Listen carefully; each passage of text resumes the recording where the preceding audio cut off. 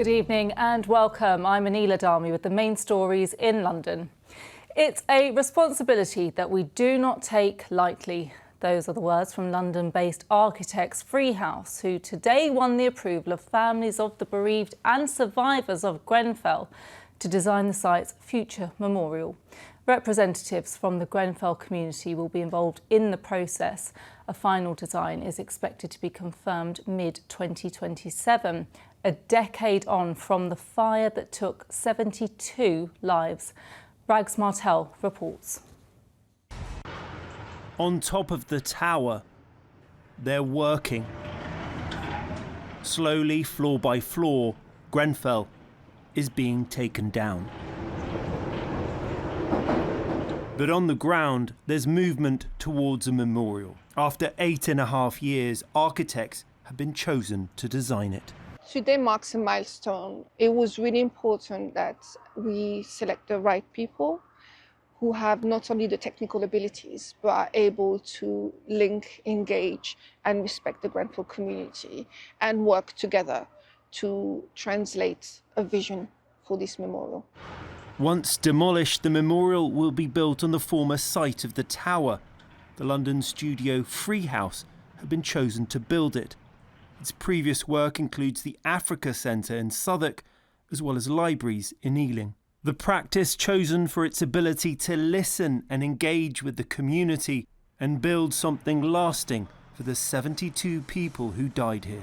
It is a final resting place of those loved ones, so it's very important to have their life celebrated, remembered, and for the generations to come, this is something everyone can look back and tell their story. That's what happened here.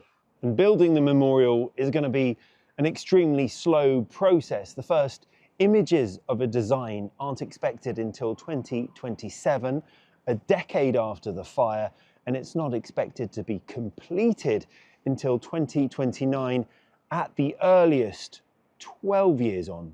However long it takes, the point is they need to go as fast as they can, but they also need to go as slowly as they need to make sure that the community is brought along. This is not an architect designing for a client.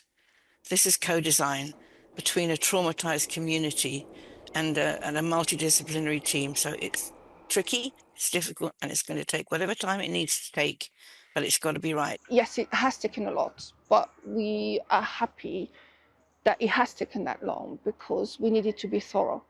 We can't make any mistakes. This memorial needs to be a fitting one. Piece by piece, Grenfell is slowly coming down. A memorial will eventually rise out of this, but that's a distant dream, still years away. Rags Martel, ITV News. The Metropolitan Police have tonight appealed for information after a man was charged with murdering 2 women and raping a third. 40-year-old Simon Levy is facing charges over the murder of Cheryl Wilkins in Tottenham in August and charges of the rape, grievous bodily harm and suffocation of another woman in January. He's now been charged with the murder of a third woman on the Aylesbury estate in Southwark back in March. Police fear the scale of his offending may be wider and appealing for information relevant to these cases or other potential incidents. The investigation into Simon Levy is one of great complexity. We are working closely with partners across relevant boroughs, including Harrogate and Southwark. We encourage reporting and raise awareness of the support we can provide to victim survivors. The award-winning rapper Getz is facing further charges of dangerous driving on October the 18th. He was already facing charges in relation to a hit-and-run collision the same day. The grime artist, real name Justin Clark Samuel, allegedly failed to stop after his BMW hit 20-year-old Eubin Tamang in north-east London. Kath O'Patter was at the Old Bailey earlier. Well, Neela, we were expecting to get a plea from Getz today, but that hasn't happened. He is, of course, a big name, famous London rapper, Mobile Award-winning artist. He recently starred in the hit Netflix show Supercell. His friends and family were both in court today, along with some fans and even in Neela, some YouTubers. There was also the family of Eubin Tamang, the 20-year-old who was hit and died in the alleged hit and run. Now, they flew all the way from Nepal to London to watch the hearing. The one person who wasn't present during all of this, at least not physically, was Getz himself. He appeared via video link from Pentonville Prison. He confirmed his name, Justin Clark Samuel. And then, Anila, came the moment we're all waiting for. How's he going to plead, guilty or not guilty? The short answer is neither. The reason being is that this hearing has now been adjourned to the 8th of December, so a bit more of a wait to go. There were, however, 2 additional charges added to his indictments. Both relate to dangerous driving, one before the alleged hit and run and one after said events. But like I said, we still have a few more weeks to go to find out how Getz pleads on all 3 counts. The family of a woman who was kidnapped for ransom and killed more than 5 decades ago believe her body is buried in a garden in Bethnal Green. Mural McKay's family have been at the High Court this morning trying to get an order to allow them to search the garden for her remains. The hunt for her body has spanned decades, with most of the efforts focused on a farm in Hertfordshire. But a recent tip-off suggests her body was moved to East London. A decision is expected tomorrow. Now, he's the man of the moment, but there is one thing that makes Zoran Mamdani, the newly elected mayor of New York, lose composure: a message from Arsenal legend Ian Wright. Hi Zoran, how you doing? Ian Wright here. What? I just want to say a massive congratulations on what you've achieved. The real work starts now, but God willing, you can achieve everything that you have set out to achieve. The lifelong Arsenal fan was shown the video during an appearance on an American YouTube chat show. Wright congratulated Mamdani on his achievements and urged him to back Gunners boss Mikel Arteta to deliver the club's first Premier League trophy in more than 2 decades. Finally, could the original Queen lineup make a comeback with a little help from AI? Guitarist Brian May has hinted it might happen. It's a kind of magic which made the ABBA Voyage show a huge success when they used holograms for the original band members. Here's Laura Jones on the tech helping bands live forever. Open your eyes. Their faces peer out the dark, delivering a tune that would thrill millions.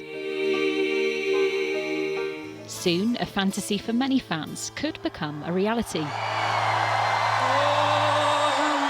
Queen has used videos of Freddie Mercury like this one in its live shows for decades to honour its legendary frontman.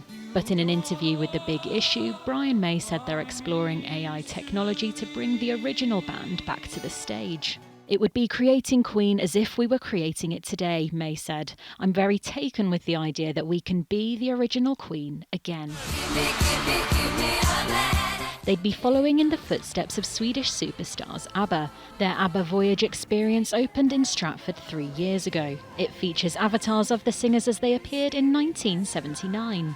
Last year, it sold more than 1 million tickets.